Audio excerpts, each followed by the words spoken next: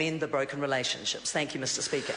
I understand the next call is a split call. The Honourable Marianne Street. Thank you very much, Mr. Speaker. It doesn't give me a great deal of pleasure to rise to speak to this bill, and I've spoken vehemently about it in the past.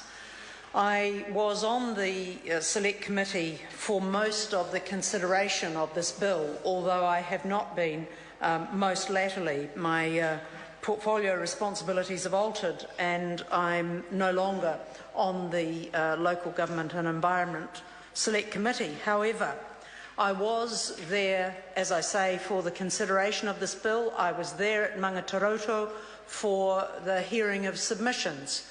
This has been a hornet's nest, quite frankly, Mr. Speaker, that every time something was addressed or another submission was heard, another layer of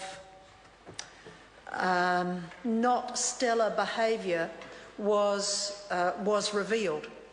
I don't think there's anybody who comes out of this arrangement, the consideration of this bill,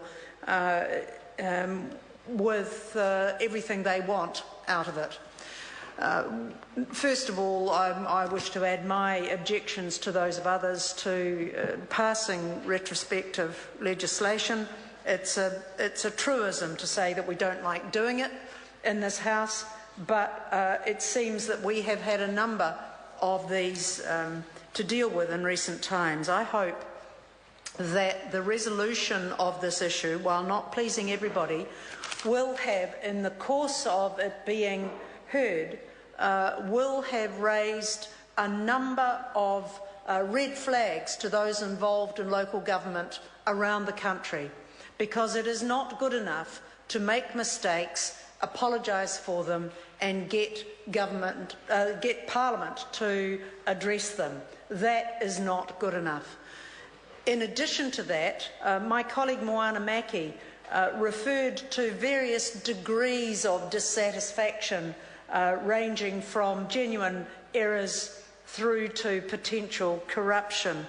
And I hope that there has been enough exposure of the behaviour of a range of parties here that those engaged in local government, and I don't just mean elected officials, but always elected officials, but I mean those appointed to positions also, ensure that they are working to the highest ethical standards that one would expect, or a community would expect their local council to adhere to. Mr. Speaker, I want to deviate a little because it's important and it's relevant as of yesterday to this, because I'm very hopeful that this is the end of this matter, albeit to many people's dissatisfaction, the end of this matter in Kaipara. And I hope that they are looking forward from here, Mr. Speaker, because just yesterday there was a joint statement from Northland authorities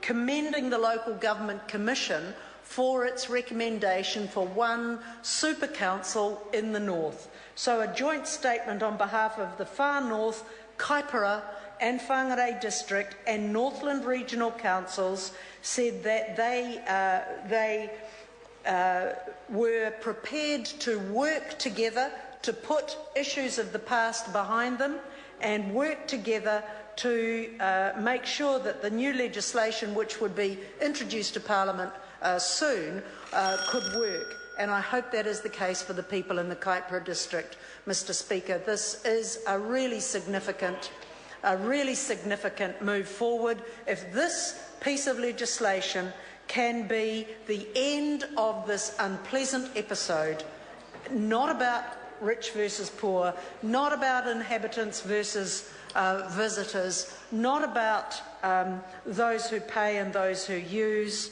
but that we can look forward to one large council working with one mayor, one council and a range of geographically spread boards to represent the issues. I hope that will be a more permanent fix for the people of Kaipara than this bill will be. Thank you, Mr Speaker. I call David Clendon. Thank you, Mr Speaker. And in keeping